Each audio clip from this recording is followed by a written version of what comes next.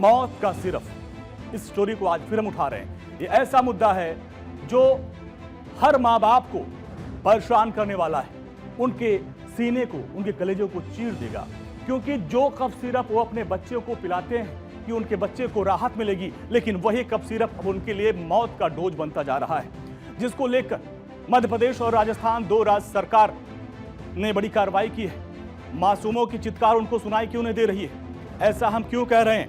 पहले हम आपको वो आंकड़े दिखाएंगे और फिर आप समझेंगे कि किस तरीके से वहां पे कोहराम मचाया। अब आप देखिए, छिंदवाड़ा में सबसे पहले आपको बताते हैं, मध्य प्रदेश के छिंदवाड़ा में 11 बच्चों की जान चली गई इस कफ सिरप से। इसके अलावा अगर हम राजस्थान की बात करें तो यहाँ पर 3 बच्चों की मौत हो गई। तो किस तरीके से यहाँ पे ये जो कफ सिरप है ये बच्चों के लिए जानलेवा होती जा रही है। छिंदवाड़ा में कुल मिलाकर 11 बच्चों की मौत हो गई। राजस्थान की बात करें तो शिकर और भरतपुर में जो खबर आई है वहां पे 3 बच्चों की मौत हो गई है। अब सवाल ये उठता है कि दागी कंपनी के मालिकों को क्यों बचाया जा रहा है। पहले आपको बताते हैं दागी कंपनियों के नाम क्या है और इन कंपनियों को आप मत खरीदना।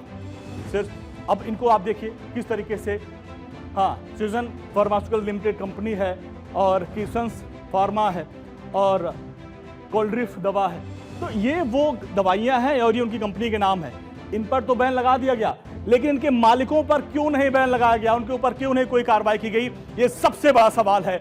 और जो किसन्स फार्मा पर राजस्थान सरकार ने छिंदवाड़ा में और राजस्थान में कई बच्चों जो उनकी जान गई थी उस पर प्रतिबंध लगा दिया है, लेकिन उनके मालिकों पर अभी तक कोई कार्रवाई क्यों नहीं की गई, ये सवाल है। 14 बच्चों की मौत हो गई जबकि कई बच्चे अस्पताल में भर्ती हैं। अब सवाल है कि बैन तो लगा, लेकिन दोनों कंपनियों के मालिकों के खिलाफ अभी तक कोई कार्रवाई क्यों नहीं की गई है, ये एक बड़ा सवाल है। और सिस्टम्स फार्मास्यूटिकल जो कंपनी है ये क्या बनाती है, कोल्ड्रिफ दवा बनाती है और सिस्टम्स फार्मास्यूटिकल लिमिटेड कंपनी है ये बनाती है, इसके ऊपर कोई कार्रवाई नहीं की गई है। अगली जो कंपनी है उसके बारे में भी आप जान लीजिए।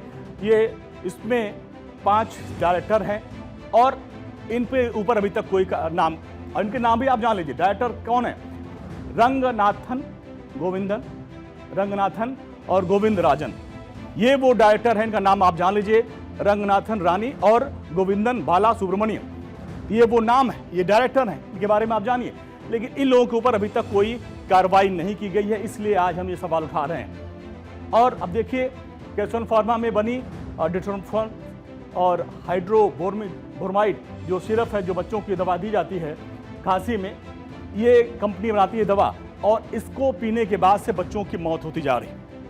अब ऐसे में आप देखिए, छिंदवाड़ा में सर्दी खांसी का इलाज बताकर दिए गए जो कोल्ड्रिफ सिरप है वो मौत का सिरप बनता जा रहा है। 10 बच्चे जिनकी जो उम्र है महज 2 से 5 साल के बीच में है, उनकी किडनी फेल हो गई। आप सोचिए, उनकी किडनी फेल हो गई, यूरिन बंद हो गई, उनकी सांसें थम गई।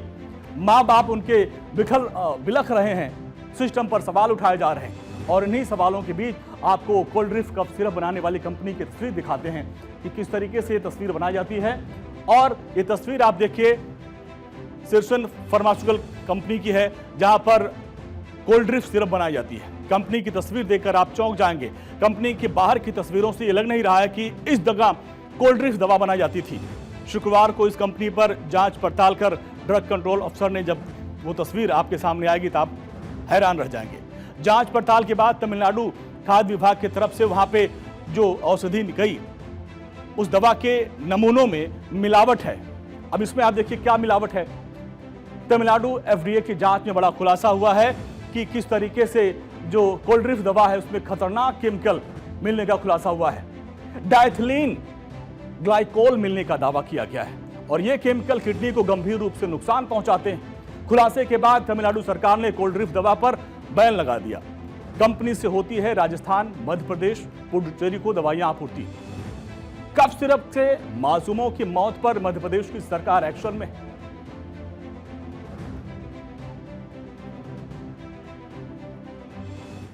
की जो जांच 4 बारी हो चुकी है, एक बारी मैन्युफैक्चरिंग स्टेज पे, दूसरी बारी जब हमने जो टेस्ट करी है, और इसके अलावा जब ये हादसा होने के बाद जो 2 बारी जो हमारे लैब ने किया है, तो ये कल हमें मालूम पड़ गया था कि ये दवाइयों की वजह से डेथ नहीं हुई है। मैं तो तमिलनाडु में एक कोल्ड ड्रिंक कफ सिरप बनाने वाली कंपनी की रिपोर्ट आई है, जिसके लिए 1 अक्टूबर को लिखा गया था कि उसकी जांच करके रिपोर्ट भेजें तमिलनाडु सरकार को। तो कल देर रात जो रिपोर्ट आई है उसमें टॉक्सिक सब्सटेंस 48% पाए गए हैं, जो कि एक बड़ा कारण हो सकता है। इसलिए तत्काल तमिलनाडु सरकार को लिखा गया उसके खिलाफ कानूनी कार्रवाई करने के लिए, और मध्य प्रदेश के मुख्यमंत्री डॉक्टर मोहन यादव जी ने पूरे मध्य प्रदेश में इसकी सप्लाई को बैन कर दिया है। हमारी विभाग ने ऑर्डर जारी कर दिए हैं। अन्य दवाइयों के भी सैंपल भेजे गए हैं, तो इस पर लिप्त जितने भी लोग जिम्मेदार पाए जाएंगे उनके खिलाफ कड़ी से कड़ी कार्रवाई की जाएगी। छिंदवाड़ा में बच्चों की मौत के बाद मध्य प्रदेश सरकार ने कोल्ड ड्रिंक सिरप पर प्रतिबंध लगा दिया। मुख्यमंत्री ने एक्स पर पोस्ट किया और उन्होंने लिखा कि छिंदवाड़ा में कोल्ड ड्रिंक सिरप के चलते हुई बच्चों की मृत्यु अत्यंत दुखद है, और उन्होंने आगे लिखा कि इस सिरप की बिक्री को पूरे मध्य प्रदेश में बैन कर दिया गया है। सिरप को बनाने वाली कंपनी और अन्य प्रोडक्ट की बिक्री पर भी बैन लगाया जा रहा है। ये एक्स पर पोस्ट किया मुख्यमंत्री ने। उन्होंने लिखा कि सिरप बनाने वाली फैक्ट्री कांचीपुरम में है, इसलिए घटना के संज्ञान में आने के बाद राज्य सरकार ने आगे तमिलनाडु सरकार को जांच के लिए कहा था, लेकिन आज सुबह जांच रिपोर्ट प्राप्त हो गई है। रिपोर्ट के आधार पर अब आगे कड़ा एक्शन लिया गया है। बच्चों की दुखद मृत्यु के बाद स्थानीय स्तर पर कार्रवाई की गई है और ये कार्रवाई चल रही है। राज्य स्तर पर भी इस मामले में जांच के लिए टीम बना दी गई है। मुख्यमंत्री इसको लेकर एक्शन मोड में है। उन्होंने लिखा कि दोषियों को किसी भी कीमत पर बख्शा नहीं जाएगा। तो मध्य प्रदेश सरकार इसको लेकर काफी एक्शन मोड में है। मुख्यमंत्री ने खुद उन्होंने ट्वीट करके इस बात की जानकारी दी। न केवल मध्य प्रदेश बल्कि राजस्थान की भजनलाल सरकार भी एक्शन में है और मासूमों की मौत के बाद सरकार कार्रवाई की बात कर रही है। अब वहां पर भी जो केसेंस फार्मा है उस पर जो है फंदा कसा गया है। क्या किया गया है आपको बताते हैं किस तरीके से। राजस्थान सरकार ने कंपनी पर कार्रवाई की है और 19 तरह की दवाओं की बिक्री पर तत्काल प्रभाव से रोक लगा दिया गया है। और क्या किया गया है, जो 19 तरह की दवाइयां हैं इस कंपनी के केसेंस फार्मा की, उस पर 19 तरह की दवाइयां बनाती है, उस पर तत्काल प्रभाव से रोक लगाया गया है। एक बड़ी कार्रवाई की गई है क्योंकि इस कंपनी के ये कफ सिरप है जिसको पी के कई बच्चे बीमार पड़ रहे हैं। ये कार्रवाई हाल ही में सीकर और भरतपुर में मासूम बच्चों की मौत और कई बीमार पड़ने के मामले के बाद की गई है, जहां पर डेस्ट्रोमेथोर्फन और हाइड्रोब्रोमाइड युक्त जो कफ सिरप है उसको मौत की जिम्मेदार के तौर पर बताया जा रहा है कि इसको पीने से बच्चे जो है वो बीमार पड़े और उनकी मौत हो गई। मुख्यमंत्री भजनलाल शर्मा ने इसको लेकर जांच के आदेश दिए हैं और जांच इसकी कराई जा रही है, और साथ ही विस्तृत जांच के लिए एक विशेषज्ञ समिति का भी गठन किया गया है जो इस पूरे मामले की जांच करेगी। केसेंस फार्मा के काले इतिहास के बारे में भी आप जान लीजिए कि केसेंस फार्मा के बारे में आप जान लीजिए कि किस तरीके की कंपनी है, इसका काला इतिहास रहा है। अब इसके बारे में विस्तार से आप जानिए केसेंस फार्मा का काला इतिहास क्या है। ये जयपुर स्थित केसेंस फार्मा का इतिहास विवादों से भरा रहा है। 2012 से अब तक कंपनी के 10,119 सैंपल टेस्ट लिए गए, लेकिन जिनमें से 42 सैंपल टेस्ट में फेल हो गए। सोचिए 42 जो फेल हो गए। अक्टूबर 2023 में केसेंस के एक कप सिरप बैच को मेथॉल की कमी के चलते डिबार किया गया था। तो देखिए किस तरीके से इनका काला इतिहास है। तो इसको देकर अब ये कार्रवाई की जा रही है।